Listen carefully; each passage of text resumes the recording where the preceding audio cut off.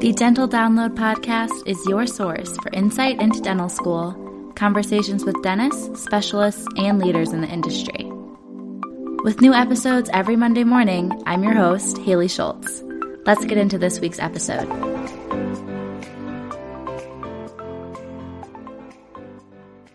Hello, everyone. Welcome back to another episode of the Dental Download podcast. My name is Haley. I'm your host. I'm a D2 at Michigan, and it's finals week. So this is our intro for this week's episode, and I'm just going to recap the past week. Our first week of finals, we only had 2 this week. Next week, we'll have 6. But this week, we had dentures, and then we also had GI systems. So GI was on Monday, and then dentures was on Friday, and I was able to spend a lot of the week studying for dentures, unfortunately, and then a little bit for perio and a little bit for diagnostic. Diagnostic is the other one that's going to be pretty tough. Dentures was one of them, and then diagnostic sciences is analyzing radiographs is going to be really tough on Monday. So that's what I'm spending most of this weekend working on. GI went well, I got an A, and then dentures I got a C on, which I was really surprised about. Walking out of it, I felt like I got a B, and I studied a ton, which can be really frustrating, but I talked about this in the finals week vlog that I'm filming right now. If you didn't know, I have a YouTube channel that was started before this podcast even, so I share life in dental school as well as pre-dental advice and all of those things, so be sure to check that out. It's just my name, Haley Schultz.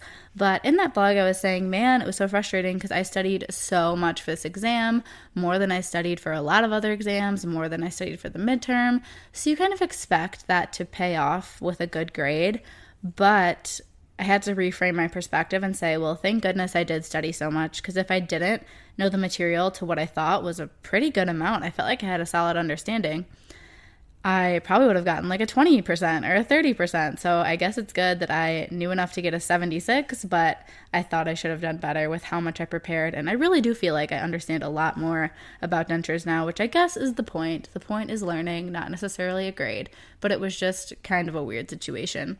And really just a lot of studying, so there's not too much to talk about in this week's intro. I'm going to get right into the episode, which is actually a guest this week, a fellow dental student. She is a D1 at University of Buffalo School of Dental Medicine in New York.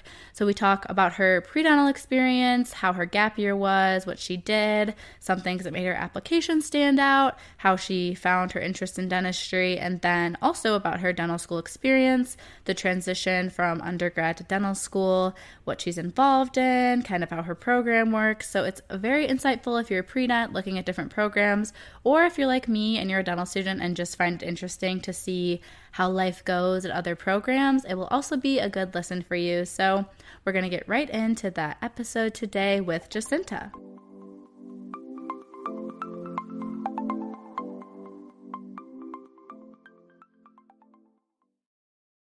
Want to make a podcast? Spotify's got a platform that lets you make one super easily and then distribute it everywhere and even earn money, all in one place for free.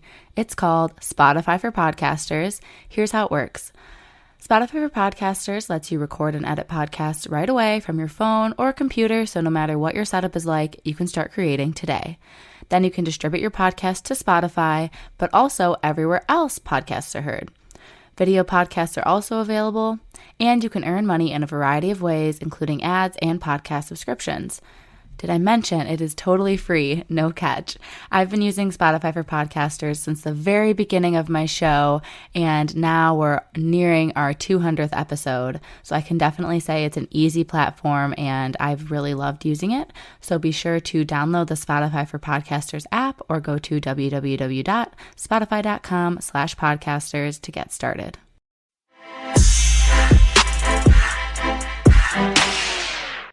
All right. Hello, everyone. We have another guest today. I'm going to let them introduce themselves.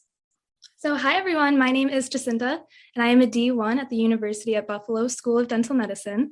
I graduated from Marist College with a degree in biology back in 2020. So I took a gap year, and during that time, I worked in a general dental office and also an assisted living facility. And so I just started school back in August. I have to say, I haven't heard of your undergrad. Is it in New York State or is it somewhere else? It is. It's in Poughkeepsie, New York. So I'd say about 2 hours north of New York City. Okay, that would do it then. I've never been to New Yeah. York, so that would mean I don't know Oh, most of the schools there. yeah. It's a beautiful school. I absolutely loved it. Awesome. So before we talk about University of Buffalo's dental school and kind of what you're doing there now as a first year, I thought we could look back on your application cycle because we do have a lot of pre-dents that listen to the podcast as well. So can you just kind of give us an overview of your application experience, your experience applying to specific programs, and then also some tidbits about your interviews? Of course, yeah. So the application was stressful, but it went smoothly. I think, it's stressful for anyone, no matter what situation they're in. I had kind of the added stress of COVID, so that wasn't great, but it all totally worked out. So I applied to about 13 programs, I think. Um, I wouldn't necessarily recommend applying to so many. The reason I did that, honestly, is just because I kind of felt insecure with my application, so I applied pretty broadly. Um, but even though I applied to, a good number of schools, I did only apply to places that I could actually see myself at. So while looking at schools, like I knew I didn't, I'm from New York and I didn't want to be too far from home. So, I didn't apply to any like schools on the West Coast because I just knew that would be too far. But pretty much any of the schools on the East Coast, were like fair game for me. And then after applying, that was also super expensive and took a lot of time because there's essays for all these different schools and like the supplemental applications. So it was like honestly a full-time job for like 2 weeks. We got through it. Applications were in, and then I applied like early July, and then I had 3 pre-December interviews, and so that all went well. And then I was accepted to a school on December 15th and waitlisted from my other 2 schools. So thankfully, I knew on December 15th, I was going to be a dentist. I got into dental school. But unfortunately, that was not my first choice. So UB was actually always my first choice. But I was accepted to NYU, which is a very close second. And so I don't know if, all the pre-dental people know, but once a school accepts you, you have about 30 days, I think it is, to accept the offer. And so I decided, okay, I'm waitlisted at my top choice, but I don't want to give away, this great opportunity at NYU. So I paid the non-refundable deposit, and honestly, I got very excited about going to NYU. I was, even looking at apartments and everything, and I had a roommate all set up. And then fast forward to April, I got a call from UB admissions, and they asked if I was still interested in their program. I was like, oh my gosh, of course I am. And so I kind of made a whole, split decision and ended up, committing to UB in late April. Wow. That's like, I mean, I guess I always forget you still started in August, correct, for dental school? Yes, yeah. Okay. So that's like a few months in advance. That's good. Because for me, we start in June. So I'm like, if I found out in April, I would have been freaking out. Oh yeah, no. I mean, what? It was stressful at the time. It definitely Yeah. could have been more stressful. Um, it was funny. I got the call while I was at work, and I was like, "Oh, I really I can't talk right now." But like, yes, I'm interested. And then when I got home, I was like, "Oh my gosh, I know so much about NYU's program, and I've been, thinking about them, since December. Gotten excited to go to that school." But then I was like, okay, and I've been to NYU a few times through like their pre-dental days, so I kind of knew what to expect with that school. Um, but UB, I still, liked UB, but I didn't want to commit to it, without ever seeing the school. So I asked admissions if I'd be able to come on up, and so it's about a 6 hour drive from my house.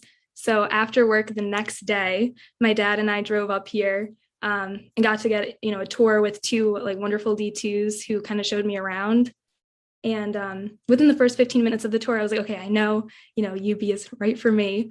But I think it was just it was important for me to see the school before actually committing to it. So I'm happy I was able to do that. That's awesome. Can you talk about some of the things that made you choose UB for dental school or what like made it feel like the right place? Yeah. So I guess while researching all the schools, I kind of just got the most excited about the school. I can't really explain totally why, but I just kind of had this gut feeling, and I had the same feeling for Marist, and so I knew like Marist worked out so well. So I kind of just had a feeling. But a few of the main points would be that I like our class size. There's 95 of us, so I think that's the perfect size for me at least. It's big, big enough to have a good amount of diversity, but also small enough where I could still kind of know everyone.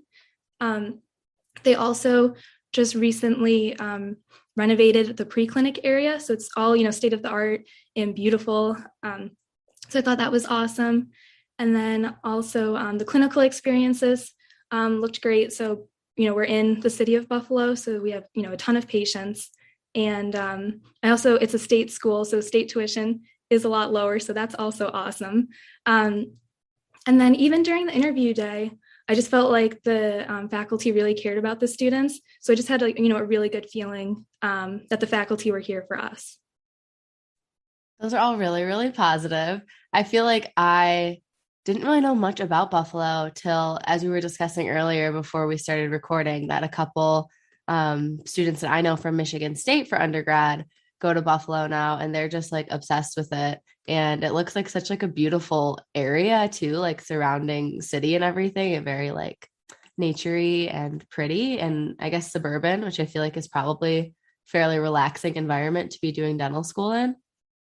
Yeah, definitely. Yeah, I'm still kind of exploring the area. I've only been here, Hmm. for 2 months, but it's way more of like a trendy city than I realized. I Oh, think people are sleeping on Buffalo. yeah. Oh, that's cool. That's what I was going to ask. Is it like a fun place to be? Because a lot of people, not everyone, but a lot of people in undergrad in dental school are still like in their 20s. So they're kind of looking for a nice place to have breaks as well when they're not studying. Would you say Buffalo is like a fun city to be in for grad school? 100%. Yeah, because the dental school and like undergrad campus are in the suburbs, but it's about 15 minutes from like the actual city of Buffalo.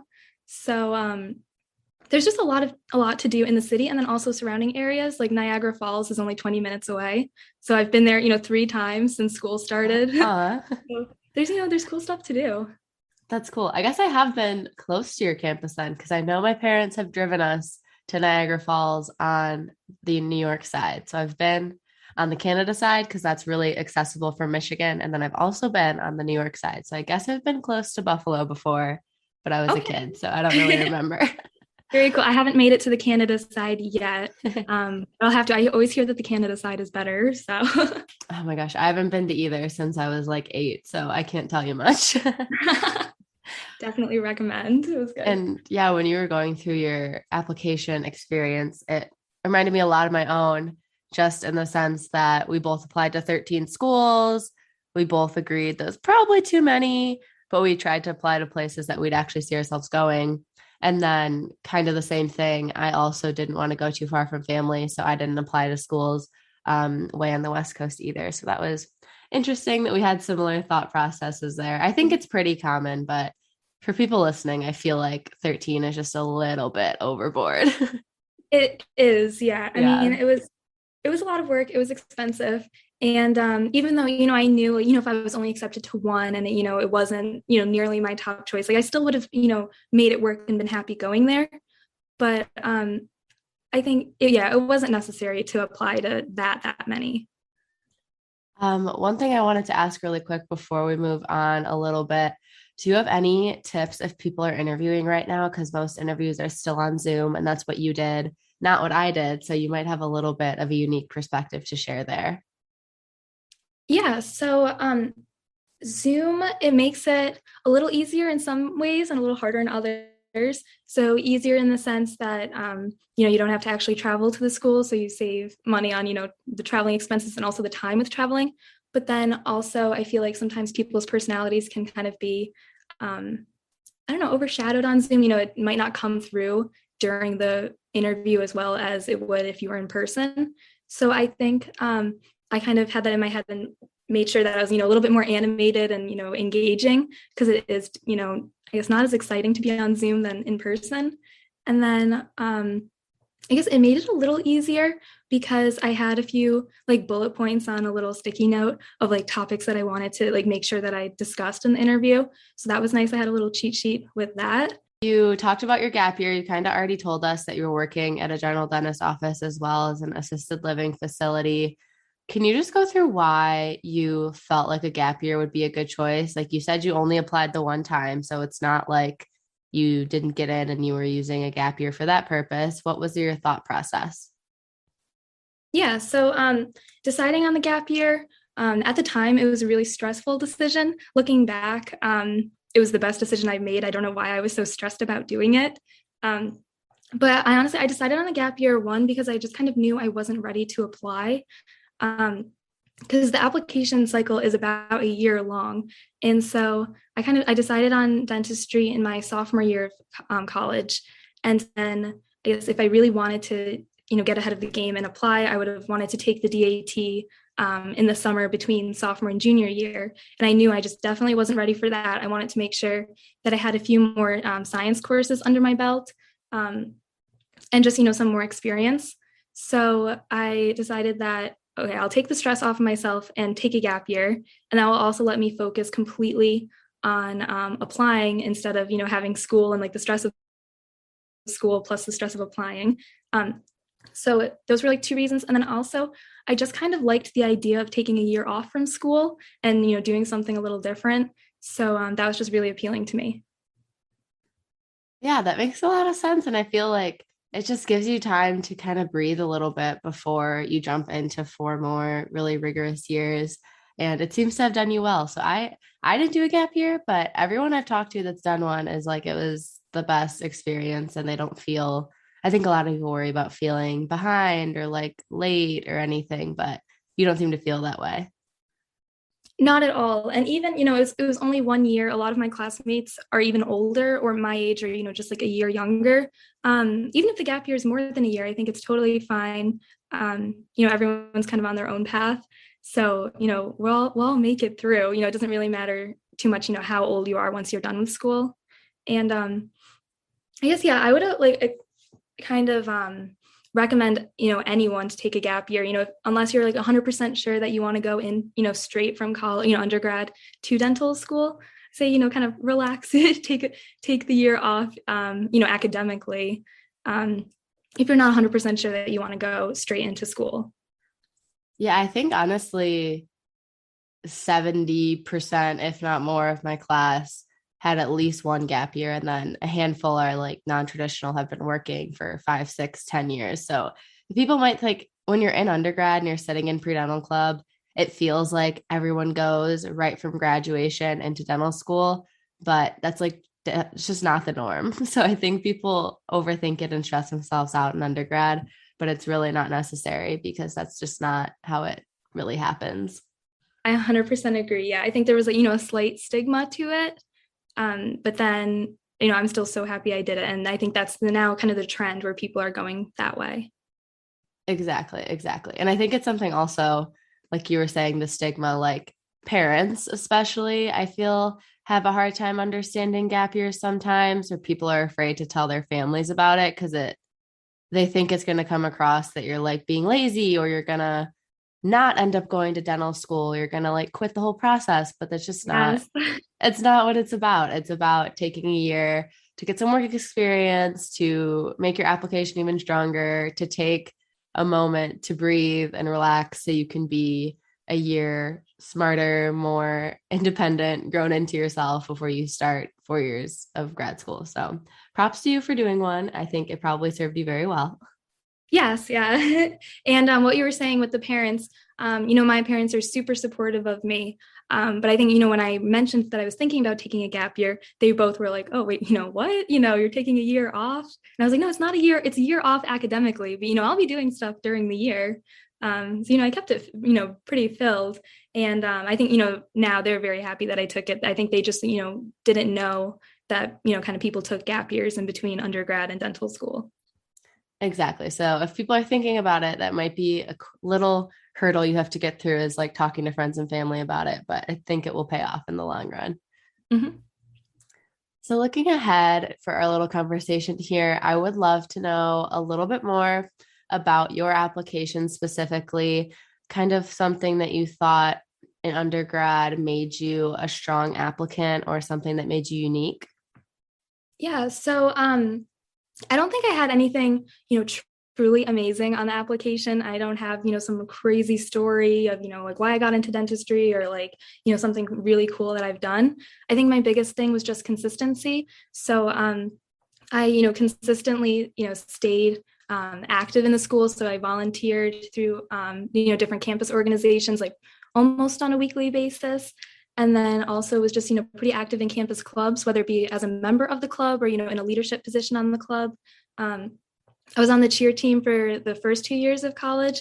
So that was kind of a small, like talking point that people kind of thought was interesting. And I had a really good amount of like shadowing experience and then also just some, work experience. So I think I kind of showed my commitment to dentistry through shadowing many different doctors. And then also just showing an interest in dentistry. So there's, like some free CE courses online. So I even took, some like, most of those courses went, way over my head. So I only did like the CE courses that kind of seemed relevant to me. But I think people thought that was, kind of interesting. And then also I went, was pretty involved in like pre-dental days. So, NYU and Columbia are, those two dental schools are pretty close to me and they host different, dental school, like events for pre-dental students. And so I was pretty involved in attending those. So I think it just kind of showed that I was interested in dentistry, kind of knew this is what I wanted to do, and also stayed pretty well-rounded. Those are all really good. And some of those are things I recommend to pre-dental students as well, especially the pre-dental days. I think they're becoming more and more common and used by pre-dental students, but I feel like at least because we're the same graduation year for undergrad, when we were going through undergrad, I feel like a lot of people didn't know that they existed or didn't know that they directly can go on your application. So really great experiences. I'm glad that you got to do them as well. Yeah, I would totally recommend them. I also even did a longer program. Stony Brook has like a 5-day, like kind of intensive program. And that was awesome. I would totally recommend that. And I know other schools also do it. So I'd say if the school is close enough, look into it, see, if it works out, definitely do it. But if not, other local dental schools, do like free 1-day events. And, I just, learned so much from the students at those events. Yeah, me too. And it's nice. It honestly is like a good investment because I know sometimes they can cost a bit of money, like $50, $75 or something.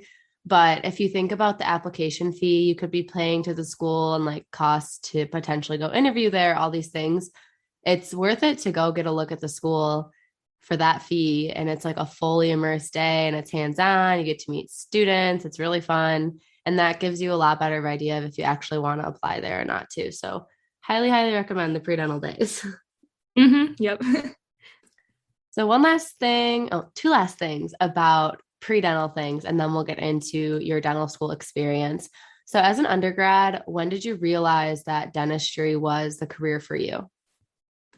Yeah. So during our freshman year at Marist, we had a class called Intro to the Profession, or an Intro to the Health Profession, where different health professionals would come, whether it be like, MD doctors or even like a veterinarian came, physical therapists. So we were exposed to a broad range of different healthcare professions.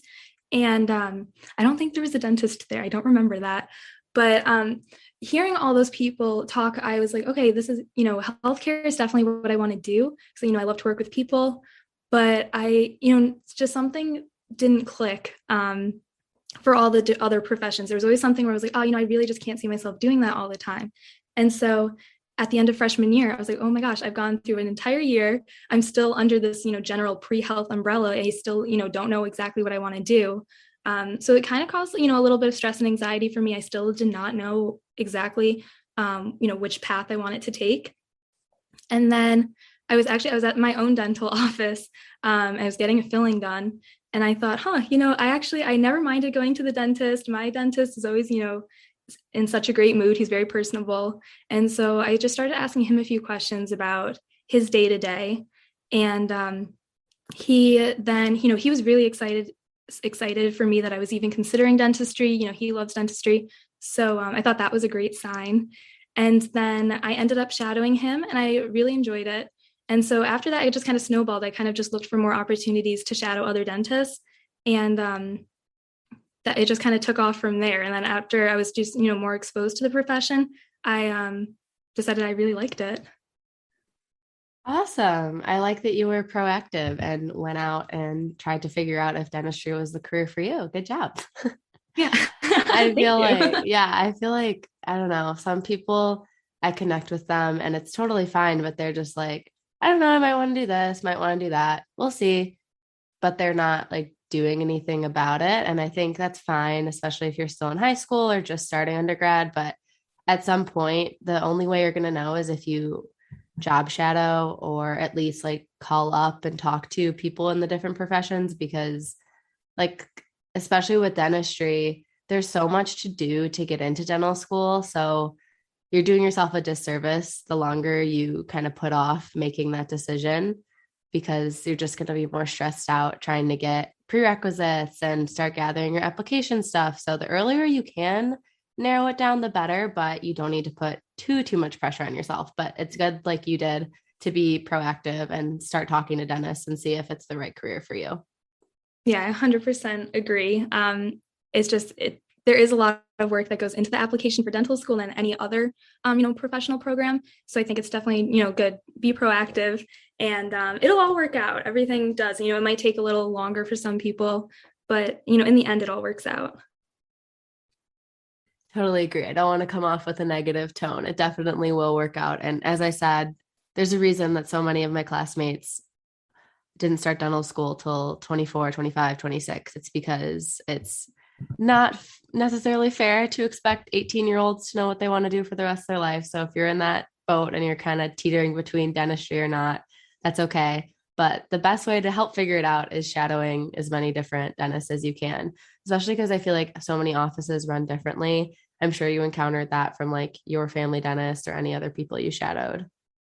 Oh yeah, it's insane, just like the mentality of, the dentist, how they treatment plan, also just kind of how they run their office. It's totally different everywhere that I've been. I've shadowed, I think about 10 dentists, and they have all been totally different. One dentist I had, he had three assistants with him like at all times. And then I shadowed another dentist who doesn't even use a chairside assistant. So there's such a broad range of how dentists practice. Definitely. And I guess in that sense, it's kind of good that we, at least I don't know how Buffalo does it, but in our clinics, you can have an assistant. It's just another dental student. But if you don't, like, they don't really care. They're like, okay, go for it. Like, figure it out. Like, you might have the patient holding the suction or something. So it's good practice doing it both ways because you never know what you're going to end up with in private practice. Right, right. So, last pre-dental question. If you feel like we already answered it, that's totally fine. We can move on. But I was wondering what your favorite pre-dental experience was that you had. I guess I would say the Stony Brook program that I did, because I was able to just meet so many people that were interested in dentistry, and then also it just gave me some good hands-on experience. But then, actually, no, the real answer would be working at the general dental office that I worked at for the entire year. So I mean that isn't like quite pre-dental because I did that during my gap year. Um, but that gave me just such great hands-on experience because I was chair side, so I really learned a lot of the different procedures that we did, that a general dentist would do, and also learned how a dental office, kind of works and runs. So I guess the work experience would be number one, and then second would be any of like those pre-dental days. Awesome. And do you know, like, because you've worked in general now, are you thinking you want to be a general dentist or you still have that kind of up in the air? At the moment, I am pretty set on general dentistry. I did have actually a 3-month internship with an orthodontist. So that was actually an orthodontist that I shadowed. And she offered me, a little like internship for the summer. And so while I was that was my first dental job. And when I was there, I loved ortho and I really, kind of considered doing ortho. But then kind of the first month in to working in a general dental office, I realized, okay, I like general dentistry way more than ortho. So I think that was also a good realization. So right now I think I like general because there's just so much you can do with it.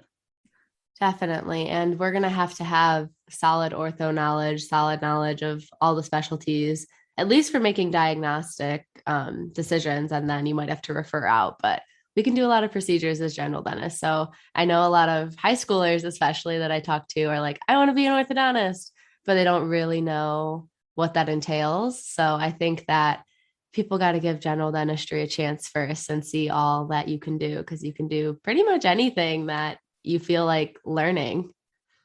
Exactly. Yeah.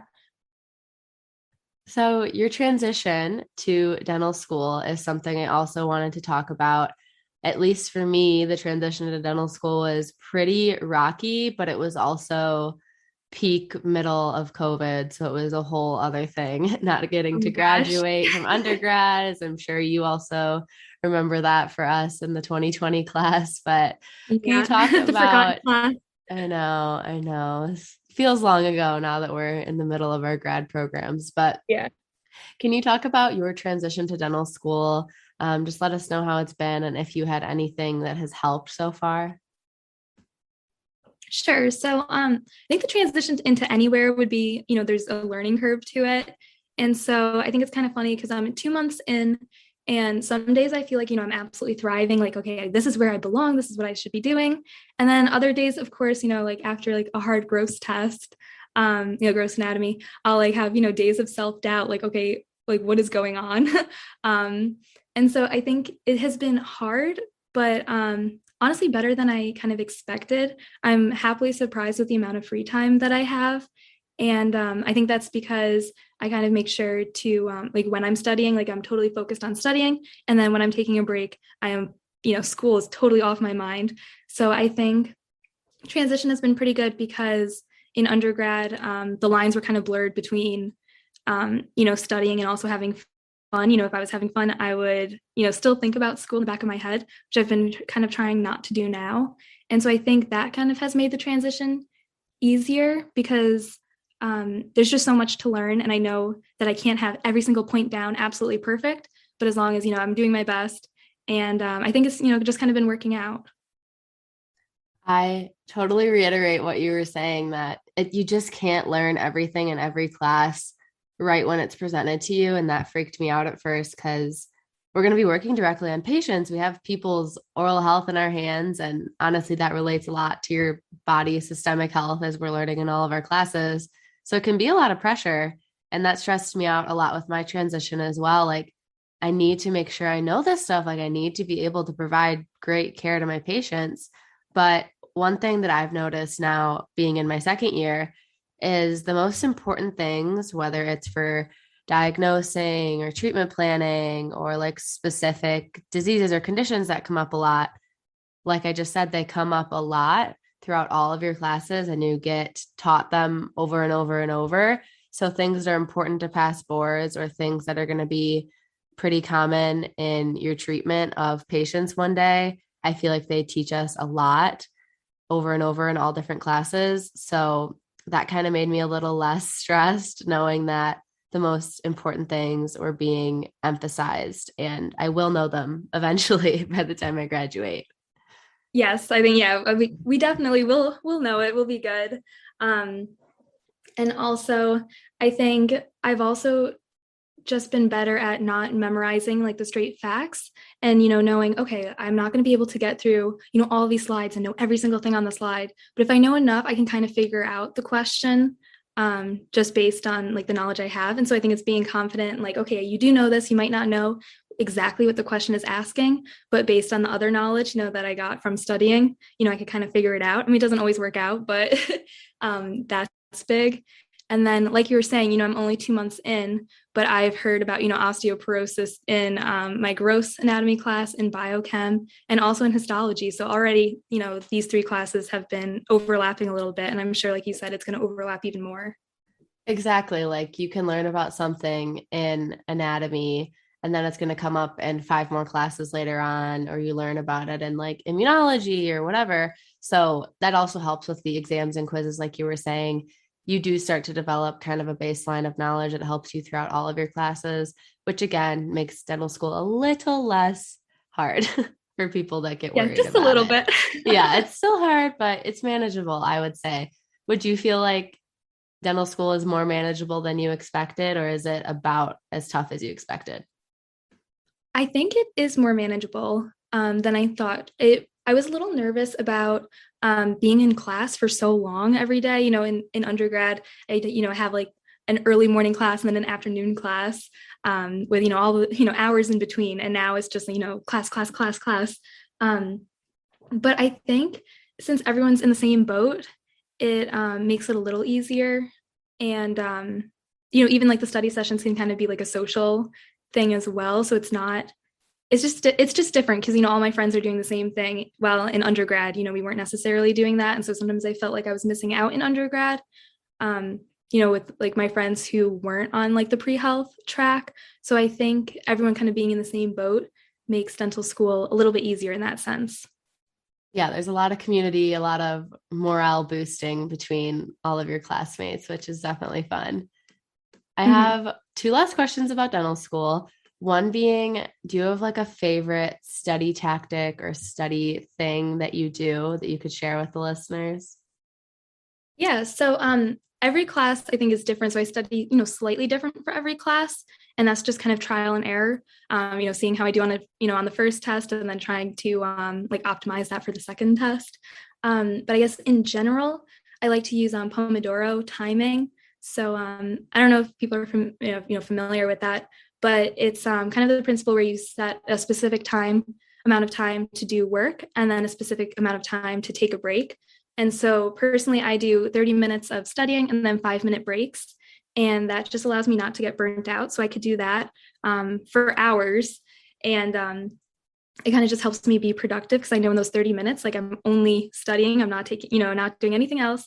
And then during those breaks, I'll take my full 5-minute break and then I'll just get back, right back into it. And then also I love I take like time lapses of me studying. And so that's good for a few reasons. It keeps me off my phone. And then it also, kind of gives me something to post on Instagram. So that's great. And then during those 5-minute breaks that I'm taking, I'm not, I can't go on my phone because it's, recording. So it kind of forces me to do something either like more relaxing or productive during those breaks, which is good. And I can't get, like lost on Instagram. And then I guess in general, also just writing notes on my iPad. I love doing that. And that's just made life so much easier. Like, I take, some handwritten notes just on like the slides that the professors give us. But I'm definitely not writing out all my notes like I did in undergrad. For the iPad, I get questions about that a lot as well. I really don't think that the type of iPad you get matters too much. I have the iPad Air, but which one do you have? I have the iPad Air. I think it's great. Yeah. I think as long as it's compatible with the Apple Pencil, I think you're set. Yeah, for sure. The reason I recommend the Air to people is because I don't think us dental students need to pay the price of the Pro. I don't think we need that high quality of technology. And then the Air is just like a little bit nicer to use than like a standard iPad, but they're all great. And I know people ask about that. So I was curious what you use as well. Oh yeah, no, the Air has been perfect. One last thing about dental school, I would love to know what you're involved in, whether that be clubs or anything else you do in your free time. Yeah, so I guess in school, just recently started. The clubs haven't taken, like full effect yet. Um, but I am involved in AO, so that's the dental fraternity. I think, are you also in that? Yes, I am. That's fun. Awesome. So far they've had a wax and relax event. So we went to that. And that was just where the upperclassmen kind of helped us, show us how to wax teeth before our first waxing practical. And then also we had a residency dinner. So that was awesome. We talked to different residents. I know they have a ton of other things planned, but so far that's all I've done there. And then I'm involved in BOCA. So that's our outreach, I guess, program. And so I've been trying, that's kind of, that club is kind of up to you, you do as much as you can. So I aim to volunteer, I guess, about once a month, once or twice a month. So I'll be doing that. And I've been volunteering at a nursing home. And then also ASDA, I have signed up for that club, but I haven't heard much yet, but I definitely want to be involved in their, in Buffalo's pre-dental days, because I think they just gave, as a pre-dental, the pre-dental days helped me, or pre-dentist, it helped me so much. So I definitely want to be involved in ASDA. And then I've attended a ton of different club meetings, like their first general meeting, but I haven't heard much yet of what we're doing in those clubs. So I don't know totally which clubs I'll fully be involved in. Yeah, that makes sense. And I feel like for ASDA, you sound similar to me. I loved the pre-dental days. So I actually ran for the position that plans them as a D1. And then I like did that whole thing this past June for pre-dentals. And that was a lot of fun. So something to consider if you're interested, or at the very least, yeah, you could just be like on the student panel or something when they have it, but super fun to be full circle, like be on the other end of the process and talking to all the pre-dental students. Yeah, that's amazing. I think it's very really admirable that you ran for such a large position as a D1. Oh, I think thanks. that's awesome. Taking that responsibility, I think is great. I thought, personally for me, I just kind of want to see what dental school would be like first. So I didn't apply to any leadership positions this year, although I'm definitely interested in them next year. I just think I need to take it a little easy. No, But I that's think it's so awesome fine. that. Yeah. Yeah, that's so fine. Take your time. And one thing that's nice about ASDA at our school is it's so big and we have so many positions for like all types of things. And then we have like a core executive board of 5 people that oversees everything else. And I started out on one of the lower positions, like I said, the pre-dental, but because there's so many people in it and it is more common for those lower positions to be like first and second years, there's third and fourth years still at the school that used to have them. So I had a lot of guidance on like how to do everything and getting everything set up. So I wasn't just like in the dark, and it wasn't actually as much work as I thought it was going to be, which was nice. Okay, that's big. Yeah, that's what I was kind of worried about, not knowing what I was doing. But I think, at every school have, good support systems. So maybe if I had to redo it, maybe I would join the e-board. No, you're good. You're taking your time. You got to Yeah. enjoy life. That's my biggest thing I tell people. You got to enjoy your time in dental school still. Do you guys have any form of like mentorship through UB? Like Like, for us as students? yeah, with upperclassmen. Yes. So we all have kind of like, a big, like I have like a big sister. And so she has helped me immensely. I can go to her and just ask any questions. And then also I know the school has a lot of resources. I haven't personally used them at least yet, but I know that they are available. Like during our orientation week, they told us, everything that was available to us. So I definitely should take advantage of that. But I just haven't yet. Is the big through AO or just every D1 gets paired up with a D2? Oh, every D1 gets paired up, but then I forgot AO does have also a big program, but we haven't heard about that yet. But I know they do Yeah. have Yeah, you've only been in school for like a month, so I can't blame you it. there. Okay, that was really good. I really appreciate everything that you had to share with me. It was really great getting to know you, and I'm sure all of the listeners also really appreciated it. Is there a good way for people to follow your pre-dental journey and ask you any questions? Yeah, so I have a small dental account or an Instagram, and so that's at Jacinta Smiles, and I usually respond to DMs pretty quickly. I love when people reach out. I'm always happy to talk to any pre-dental people. And then also, if people want to email me, that's totally fine. My email is jct@tracy.org. So you can email me any questions, and I love to be in contact with anyone. And yeah, that's about it. Awesome. Thank you. I just want to shout out your Instagram again because I feel like you are really great about posting. I know it's easy for people to make a dental Instagram and then not use it. So shout out to you for posting. Like you said, you do your little study montages and stuff, which I think are people will find motivating. So I do recommend that everyone follows you. Thank you. I appreciate it. Yeah, I try to show, like the real daily grind. Yeah. Keep it real there. Yes. Do you have any closing thoughts or final advice you want to leave the dental students listening? Yeah, so I know right now is about the time where people are interviewing or hearing back from schools. And I think it's just a very stressful moment for anyone in the pre-dental position. So I'd say just know, like do your personal best, know that you did all that you could. And also just be confident in your application, be confident in yourself, and know that you are enough. You're good enough to, to get into dental school and succeed in school. And so I think, yeah, just being confident in yourself and doing your personal best will take you very far in life. Totally, totally agree. Thank you so much for that. And thank you so much for everything today. I do really appreciate your time. Yeah, thank you so much. And thank you. I think this podcast is just such an awesome way for pre-dental. And even, I, as a dental student, I listen, weekly. I think it's just such an awesome resource for people, and just hearing other people's, points of views and getting advice. I think it's, really awesome what you're doing here. Well, thank you. I appreciate it.